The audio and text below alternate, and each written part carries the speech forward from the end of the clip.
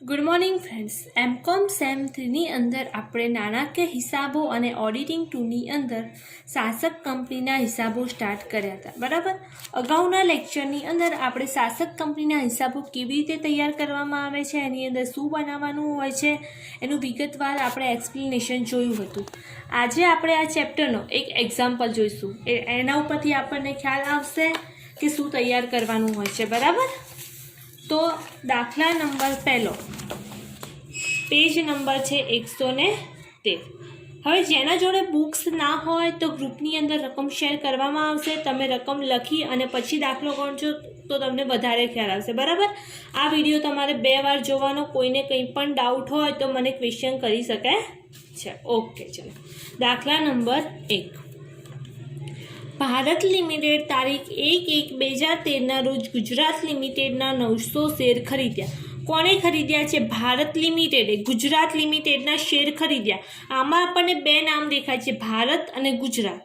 તો મેં તમને ગઈ વખતે કીધું હતું કે કોઈ કંપની બીજી કંપનીના 50%થી વધારે શેર ખરીદે તો એને શું કહેવામાં આવે છે? શાસક કંપની.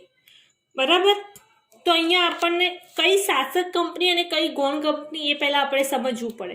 ભારત લિમિટેડ ગુજરાત લિમિટેડના શેર ખરીદે છે. ભારત કોના ખરીદે છે? ગુજરાતના. તો ભારત એ શું કરશે? શાસન કરશે. તો ભારત એ શાસક કંપની બનશે અને ગુજરાત લિમિટેડના શેર ખરીદે છે તો ગુજરાત લિમિટેડને શું કહેવામાં આવશે? ગૌણ કંપની કહેવામાં આવશે.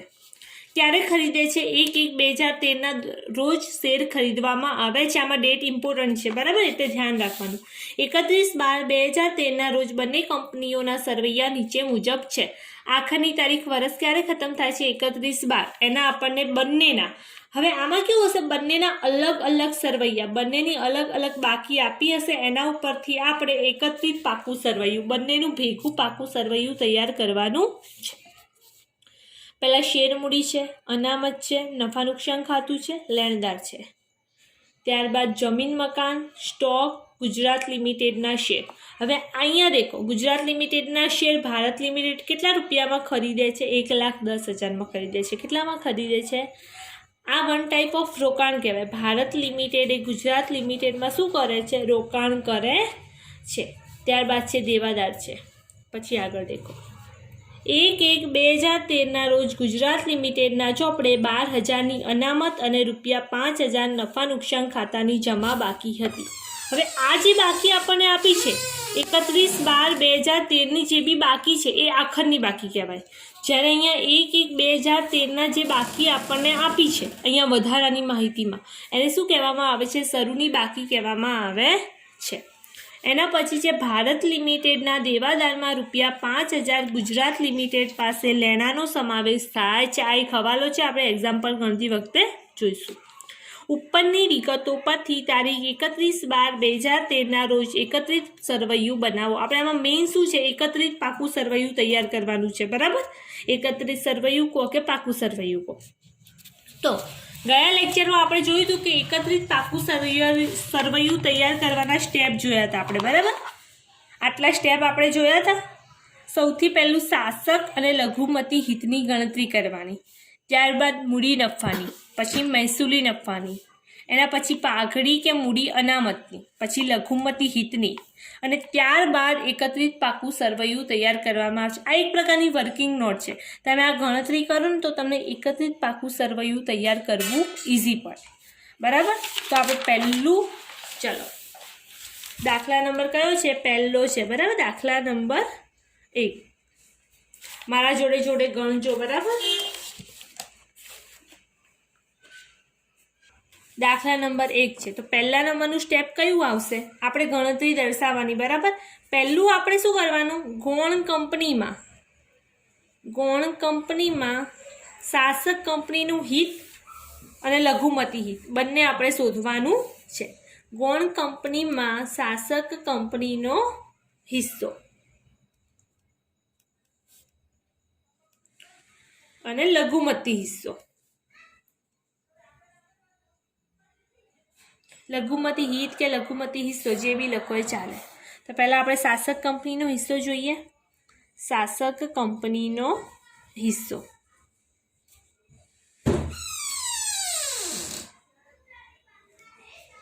તો અહીંયા દેખો શાસક કંપનીનો કેટલો હિસ્સો આવશે, અહીંયા દેખો ટોટલ અહીંયા ગુજરાત લિમિટેડ આપણે ગણતરી કોની કરવાની છે ખબર છે?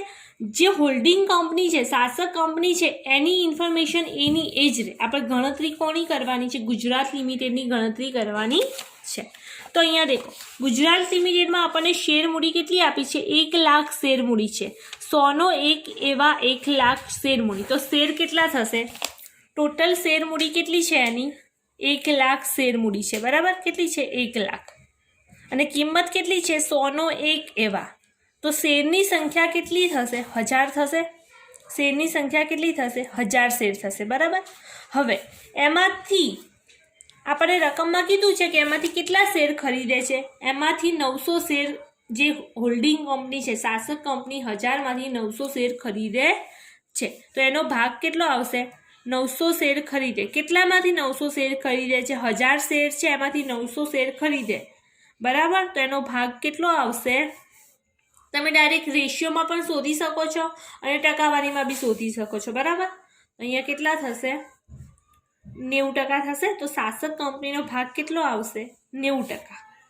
1000 શેર છે, એમાંથી શાસક કંપની કેટલા શેર ખરીદે છે? 900. તો શેર મૂડીમાં શાસક કંપનીનો હિસ્સો કેટલો આવશે? 90% આવશે. એના પછી લઘુમતી હિસ્સો કેટલો આવશે? લઘુમતી હિત કે લઘુમતી હિસ્સો. હવે દેખો 1000 શેર છે, એમાંથી 900 શેર ખરીદે છે. તો ગૌણ કંપનીના ભાગમાં કેટલા શેર આવશે? જાહેર જનતાને વેચવા માટે 100 શેર આવશે. તો લઘુમતી હિસ્સો કેટલો આવશે? લઘુમતી હિસ્સો અહીંયા દેખો કેટલો આવશે? 10% આવશે. તો પહેલા નંબરનું આપણું સ્ટેપ આ બને છે કે આપણે શાસક કંપની અને લઘુમતીનો હિસ્સો શોધવાનો, બરાબર? તો એ શાસક કંપનીનો ભાગ કેટલો આવે છે? 90% અને લઘુમતીના ભાગે આવે છે 10% આવે. અચ્છા, ચલો આ પહેલું સ્ટેપ હતું. હવે બીજા નંબરનું સ્ટેપ કયું છે? મૂડી નફો. અહીંયા હું જોડે જોડે થોડી જગ્યા છોડી અને લખી દઉં છું મહેસૂલી નફો, બરાબર? મૂડી નફો અને મહેસૂલી નફો. તો ગઈ વખતે આપણે જોયું હતું કે મૂડી નફો કોને કહેવાય અને મહેસૂલી નફો કોને કહેવાય. શેર તમે જે તારીખે ખરીદો છો એના પહેલાંનો જે બી નફો છે એને શું કહેવામાં આવે છે? મૂડી નફો. અને શેર ખરીદ્યા પછીનો જે બી નફો હોય એને શું કહેવામાં આવે છે? મહેસૂલી નફો. તો એના માટે આપણે પહેલાં તો તારીખ સમજવી પડશે. શરૂની તારીખ, આખરની તારીખ અને શેર ખરીદ્યાની તારીખ, બરાબર? એ વચ્ચે રાખીએ.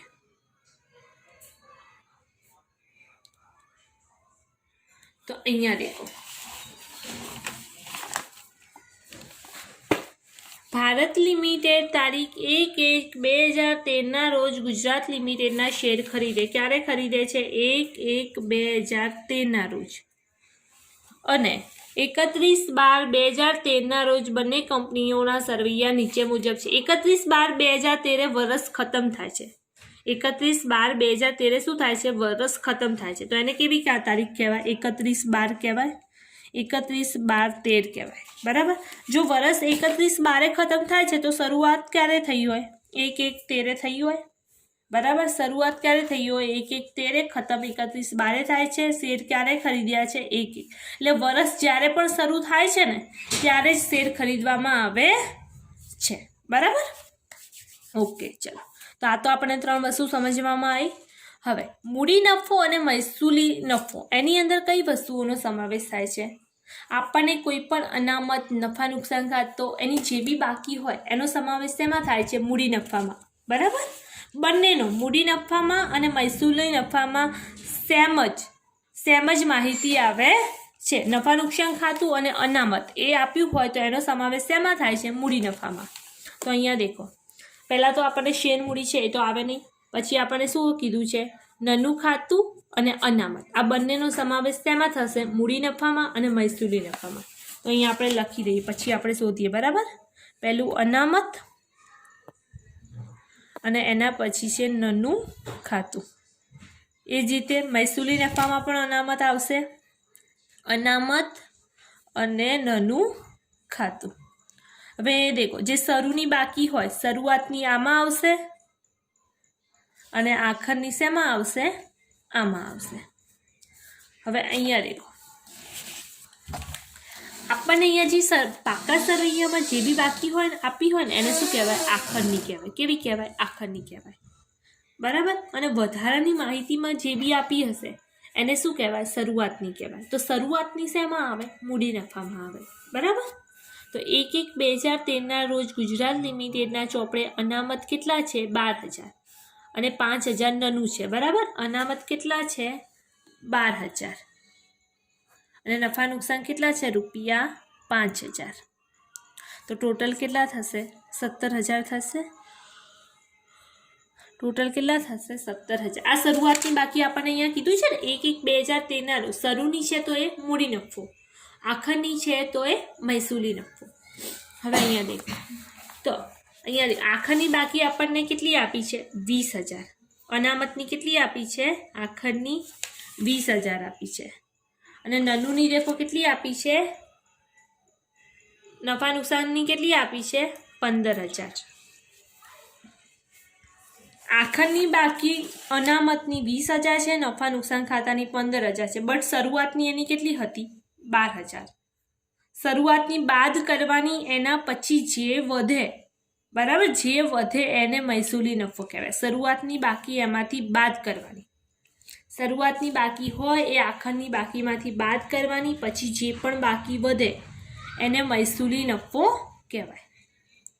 તો કુલ મહેસૂલી નફો આપણો થશે ₹18,000. શરૂની બાકી આમાં આવે, આખરની બાકી આમાં આવે. વિડીયો તમે 2 વાર જોજો. કોઈ પણ ડાઉટ હોય તો તરત જ ક્લિયર કરજો. ચલો, તો અહીંયા આપણને દેખો 3 સ્ટેપ પત્યા. પહેલાં શાસક કંપનીનો હિસ્સો પત્યો, એના પછી મૂડી નફો પત્યો, એના પછી મહેસૂલી નફો પત્યો. હવે ત્રીજા નંબરનું સ્ટેપ શું આવશે? ચોથા નંબરનું સ્ટેપ કયું આવશે? પાઘડી કે મૂડી અનામતની ગણતરી. પાઘડીને અંકુશની પડતર પણ કહેવામાં આવે છે. પાઘડી કે મૂડી અનામતની ગણતરી. હવે આમાં છે ને, આમાં આપણને ખબર નથી પાઘડી આવશે કે મૂડી અનામત આવશે. બરાબર. જો તમે વધારે પૈસા ચૂકવો તો પાઘડી આવશે, તમે ઓછા પૈસા ચૂકવો તો મૂડી અનામત આવશે. તો એના માટે શું કરવાનું? આપણે આની ગણતરી કેવી રીતે થશે? સૌથી પહેલાં શું આવશે? શેરની ખરીદ કિંમત આવશે. બરાબર. શેરની શું આવશે? ખરીદ કિંમત આવે. શેરની ખરીદ કિંમત અથવા શેરની તમે દાર્શનિક મૂલ્ય પણ કહી શકો. શું કહી શકો? શેરનું દાર્શનિક મૂલ્ય. બરાબર. શેરનું દાર્શનિક મૂલ્ય. તો આની અંદર શું આવે? તમે જેટલા બી શેર ખરીદ્યા હોય એટલી રકમ આવે. શું આવે? અહીંયા દેખો કેટલા શેર ખરીદ્યા છે? 900 શેર ખરીદ્યા છે. અને કિંમત શું છે? 100નો 1 એવા 900 શેર. તો તમે ટોટલ કેટલા શેર ખરીદ્યા હશે? 90,000 શેર ખરીદ્યા હશે. કેટલા આવશે? 90,000. એની અંદર પહેલું તમારે શેર જેટલા બી શેર ખરીદ્યા હોય એ જ લખવાના. બરાબર. જેટલી શેર ખરીદ્યા છે એ લખવાનું. એની અંદર તમારે મૂડી નફો પ્લસ કરવાનો. પાઘડી શોધવા માટેનું આ ફોર્મેટ છે, તમારે યાદ રાખવાનું. બરાબર. શેરનું દાર્શનિક મૂલ્ય શોધવાનું, એની અંદર તમારે મૂડી નફો એડ કરવાનો. પણ મૂડી નફો કયો? શાસક કંપનીના ભાગે આવતો મૂડી નફો. બરાબર. શાસક કંપનીના ભાગે આવતો મૂડી નફો એ યાદ રાખવાનું. તો હવે દેખો આપણે આગળ દેખો મૂડી નફો આપણે કેટલો આવ્યો? 17,000 આવ્યો. કેટલો આવ્યો? 17,000. એમાં શાસક કંપનીનો ભાગ કેટલો છે? શાસક કંપનીનો ભાગ કેટલો છે? 90%. કેટલો છે? 90%. શાસક કંપનીનો જેટલા ભાગ, ટોટલ મૂડી નફો 17,000 છે, પણ એમાંથી શાસક કંપનીનો ભાગ કેટલો છે? 90%નો છે. તો 17,000ના તમે 90% કરો, કેટલા આવશે? કેટલા આવે છે? 15,300. બરાબર. આ બંનેનો તમારે સરવાળો કરવાનો, શેરનું દાર્શનિક મૂલ્ય અને મૂડી નફો બંનેનો. તો ટોટલ કરો કેટલા આવશે? 90,000 અને 15,300. તો કેટલા આવે છે?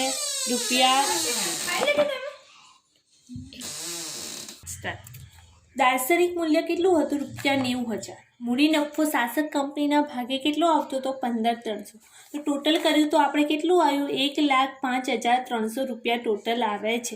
તો આ જે કિંમત આવે એને શું કહેવામાં આવે છે? આંતરિક કિંમત. શેરની શું કહેવામાં આવે છે? આંતરિક કિંમત. હવે દેખો પાઘડી શોધવા માટે આપણે શું કરવાનું? પહેલા નંબરનું સ્ટેપ છે કે દાર્શનિક મૂલ્ય એની અંદર મૂડી નફો એડ કરવાનો એટલે આપણને શું મળશે? આંતરિક કિંમત. હવે શેર આપણે કેટલામાં ખરીદ્યા? આપણે શેર ખરીદ્યા 900 બરાબર, બટ ખરીદ્યા છે કેટલામાં? રકમમાં દેખો, ગુજરાત લિમિટેડના શેર રૂપિયા 1,10,000. આ જે 90,000 શેર છે એ આપણે ખરીદ્યા છે રૂપિયા 1,10,000 ખરીદ્યા બરાબર. તો શેરની ખરીદ કિંમત કેટલી છે? રૂપિયા 1,10,000. હવે દેખો તમે આંતરિક કિંમત કરતાં જો શેરની ખરીદ કિંમત વધારે હોય તો એને શું કહેવામાં આવે છે? પાઘડી. એને શું કહેવામાં આવે છે? પાઘડી બરાબર. તો અહીંયા દેખો શેરની આંતરિક કિંમત કેટલી છે? 1,05,300 છે, જ્યારે શેરની ખરીદ કિંમત કેટલી છે? રૂપિયા 1,10,000 છે. તો તમે ખરીદ કિંમત જ્યારે વધારે હોય તો એને શું કહેવામાં આવે છે? પાઘડી કહેવામાં આવે છે. તો અહીંયા પાઘડી કેટલી આવશે? રૂપિયા 4,700 બરાબર. તમે પૈસા વધારે ચૂકવો તો એને શું કહેવાય? પાઘડી. પરંતુ જો તમે શેરની ખરીદ કિંમત ઓછી હોય, પૈસા ઓછા ચૂકવો તો એને શું કહેવામાં આવે છે? મૂડી અનામત. આ આપણને ક્યારે ખબર પડે? જ્યારે આપણને ગણતરી કરીએ ત્યારે આપણને ખબર પડે કે આપણને પાઘડી મળશે કે મૂડી અનામત મળશે બરાબર. હવે આ પાઘડી એ ક્યાં દર્શાવવામાં આવશે? પાકા સરવૈયામાં મિલકત લેણા બાજુ પાઘડીની કિંમત દર્શાવવામાં આવે છે.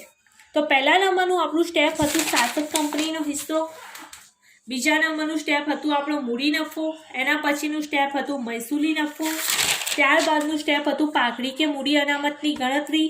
હવે પછીનું સ્ટેપ આપણું આવશે લઘુમતી હિત. શું આવશે? લઘુમતી હિત. લઘુમતી હિત શા માટે? કેમ લઘુમતી હિતની ગણતરી કરવામાં આવે છે? અહીંયા દેખો આ જે અસેટ્સ છે, જમીન મકાન ટોટલ મિલકત, આ બંનેની ગુજરાત લિમિટેડની મિલકત કેટલી છે? 75,000. પરંતુ આમાં કેવું છે કે શાસક કંપનીએ એના કેટલા શેર ખરીદ્યા? 90% શેર ખરીદ્યા. પરંતુ પાકા સરવૈયામાં બધી મિલકત દર્શાવવામાં આવે છે બરાબર. જો આપણે એની બધી મિલકતો દર્શાવીએ છીએ તો એના બદલામાં ગૌણ કંપનીને આપણે એનો હિસ્સો આપવો પડે બરાબર, એનો ભાગ આપવો પડે. આપણે 90% શેર જ ખરીદ્યા છે, 10% શેર નથી ખરીદ્યા, તો 10%નો એને પ્રોફિટ તો આપવું પડે ને, કંઈક આપવું પડે. તો એને શું કહેવામાં આવે છે? લઘુમતી હિત કહેવામાં આવે છે. તો લઘુમતી હિતમાં શું આવશે? લઘુમતી હિતની અંદર અહીંયા દેખજો 3 વસ્તુઓનો સમાવેશ થાય છે. એક શેર મૂડીમાં એને ભાગ મળે, શેર મૂડીમાં હિસ્સો, લઘુમતી હોલ્ડરને શું મળે છે? ગૌણ કંપનીના હોલ્ડરોને શેર મૂડીમાં હિસ્સો મળે છે, મૂડી નફામાં હિસ્સો મળે છે,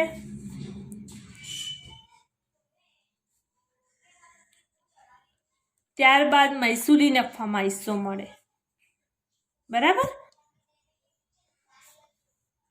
હવે લઘુમતીના ભાગે કેટલો ટકાવારી આવી હતી? આપણે આગળ ગણતરી કરી હતી કે શાસક કંપનીના ભાગે કેટલા આવે છે? 90% આવે છે, જ્યારે લઘુમતીના ભાગે કેટલા આવે છે? 10% આવે છે.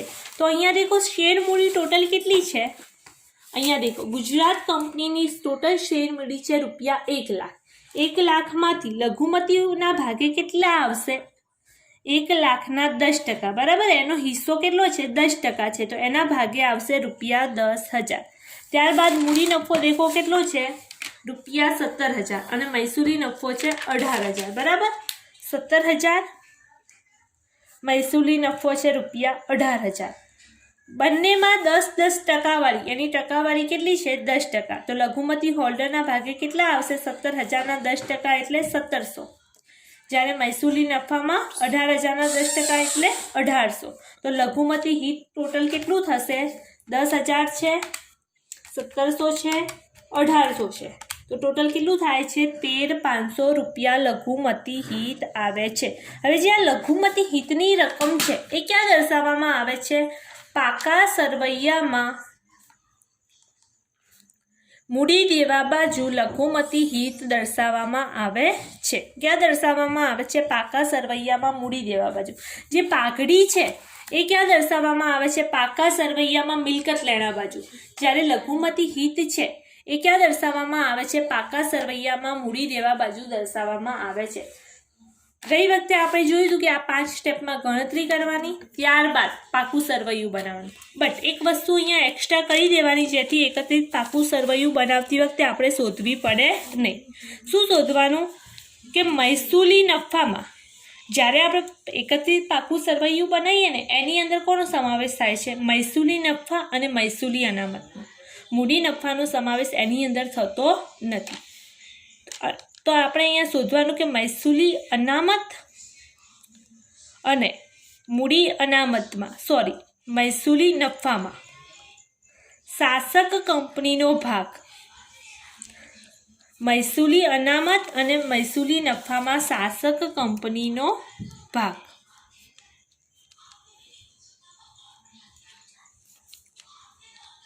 બરાબર. અહીંયા પહેલા મહેસૂલી અનામત આપણે શોધશું,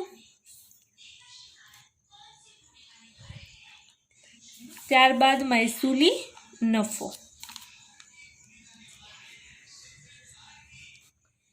તો મહેસૂલી અનામત કેટલું હતું? અહીંયા આગળ દેખો, મહેસૂલી અનામત કેટલું હતું?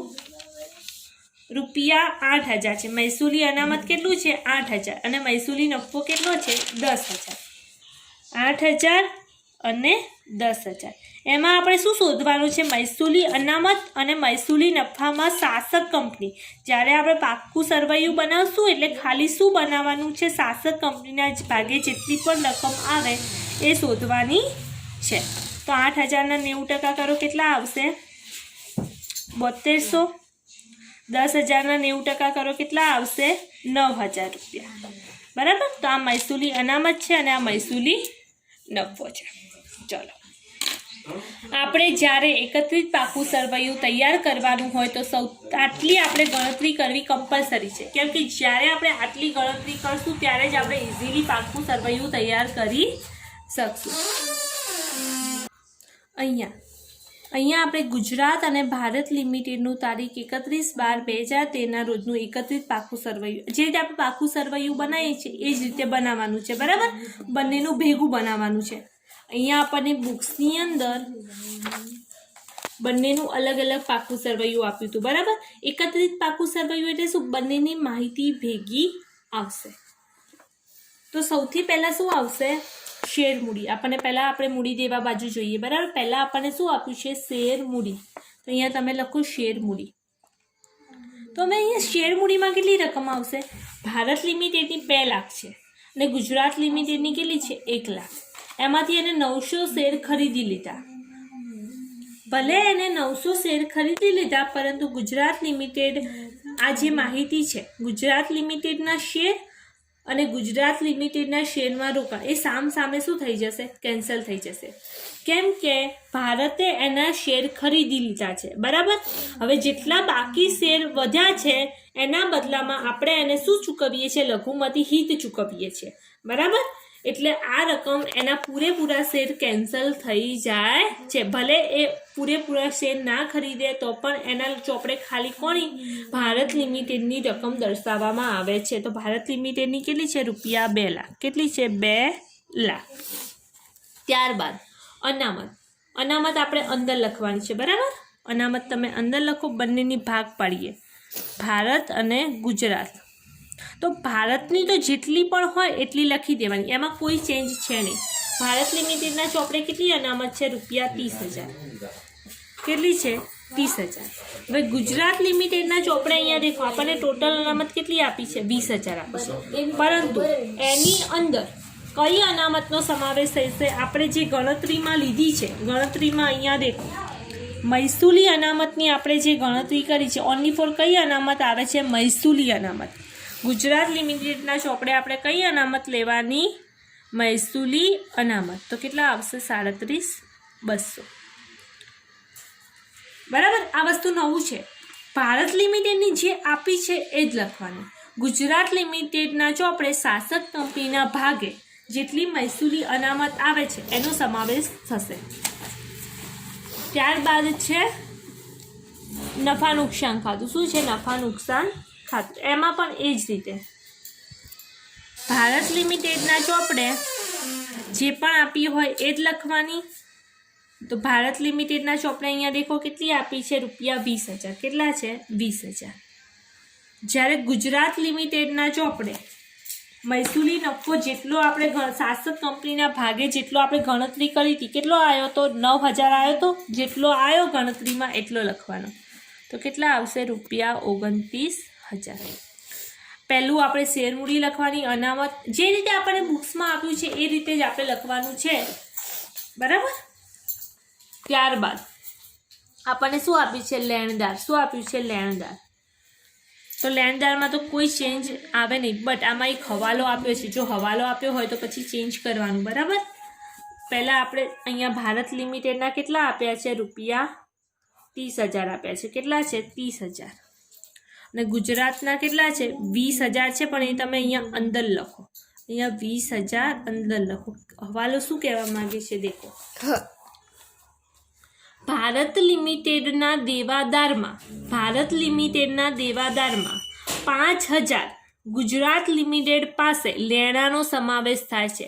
આની અંદર ભારત લિમિટેડના લેણા સમાયેલા છે, બરાબર. આની અંદર ભારત લિમિટેડના દેવાદાર સમાયેલા છે ગુજરાત લિમિટેડના લેણામાં. તો આપણે આમાંથી શું કરવાનું? ₹5,000 બાદ આમાં સમાયેલા છે, આના દેવાદાર આની અંદર સમાયેલા છે, તો આમાંથી આપણે શું કરવાનું? 5,000 બાદ કરવાના, બરાબર. આની અંદર 5,000 સમાયેલા છે, હવાલો એવું કહેવા માંગે છે. તો કેટલા આવશે? 15,000 એટલે 45,000 થશે. હવે એક વસ્તુ છે કે આપણે એક વસ્તુ લખવાનું રહી ગયું. આગળ અહીંયા આપણે એક નોટ બનાવી હતી, યાદ હોય તો. લઘુમતી હિત પાકા સરવૈયામાં ક્યાં દર્શાવવામાં આવે છે? મૂડી દેવા બાજુ દર્શાવવામાં આવે છે. તો આ છે ને લઘુમતી હિત ભૂલ્યા વગર દર્શાવી દેવાનું, બરાબર. પાકા સરવૈયામાં ક્યાં દર્શાવવામાં આવે? મૂડી દેવા બાજુ. 13,500. આના સિવાય બીજી કોઈ રકમ આપી છે? નથી આપી, બરાબર. હવે મિલકત લેણા સાઈડ આવી જાઓ. ભલે 90% શેર ખરીદ્યા હોય, પરંતુ બધી મિલકતો દર્શાવવામાં આવે છે. એના બદલામાં આપણે એને શું આપીએ છીએ? પાઘડી આપીએ છીએ. જમીન મકાન બંનેનું ટોટલ કહી દો. ભારતના 1 લાખ છે, ગુજરાતના 75 છે. ટોટલ કુલ કેટલા થશે? ₹1,75,000. ત્યારબાદ છે સ્ટોક.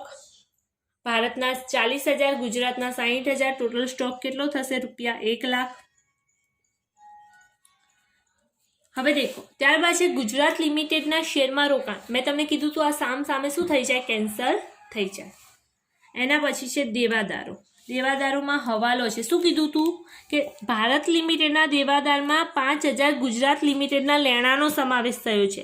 તો આમાં આના લેણા ગુજરાત લિમિટેડના સમાયેલા છે ભારત લિમિટેડના દેવાદારમાં. તો આપણે આમાંથી શું કરવાનું? 5,000 બાદ કરવાના, બરાબર. 30,000 છે, એમાં ગુજરાત લિમિટેડના 5,000 લેણા સમાયેલા છે. તો કેટલા આવશે? ₹25,000. જ્યારે ગુજરાતના કેટલા છે? ₹20,000. એમાં કોઈ હવાલો છે નહીં. ટોટલ કેટલા થશે? ₹45,000 થશે. પરંતુ મેં તમને આમાં એક વસ્તુ આગળ કીધું હતું. અહીંયા દેખો, આપણે પાઘડી શોધી હતી. તો પાઘડી ક્યાં દર્શાવવામાં આવે છે? પાકા સરવૈયામાં મિલકત લેણા બાજુ પાઘડી દર્શાવવામાં આવે છે. તો પાઘડીની રકમ કેટલી આવી હતી? ₹4,700. તો બંનેનું ટોટલ કરી દો. કેટલા થશે? બંને સાઈડનું ટોટલ કરી દો. સરખું થવું જોઈએ, બરાબર. પહેલાં આપણે મિલકત લેણા સાઈડનું કરી દઈએ. 45,000 4700. કેટલું થાય છે? ₹3,24,700 મિલકત લેણા સાઈડનું ટોટલ આવે છે. બે મૂડી દેવા બાજુ કરો એટલું ટોટલ આવવું જોઈએ, તો આપણો દાખલો સાચો. પહેલાં આપણને શેર મૂડી આપી છે 2 લાખ, અનામત છે 37,200, નનું છે 29,000, લેણદાર છે 45,000 અને લઘુમતી હિત છે ₹13,500. તો ટોટલ આપણું થાય છે ₹3,24,700. બંને બાજુ ટોટલ સેમ થાય છે, બરાબર. આ રીતે એકત્રિત પાકું સરવૈયું તૈયાર કરવામાં આવે છે. આ નાનો પહેલો એક્ઝામ્પલ હતો એટલે નાની ગણતરી હતી. આનાથી પણ મોટા મોટા એક્ઝામ્પલ આવશે. જો કોઈને કંઈ પણ ડાઉટ હોય તો તમે લોકો પૂછી શકો છો. આનો આ દાખલો તમારે 2 વાર ગણવાનો છે. ઓકે.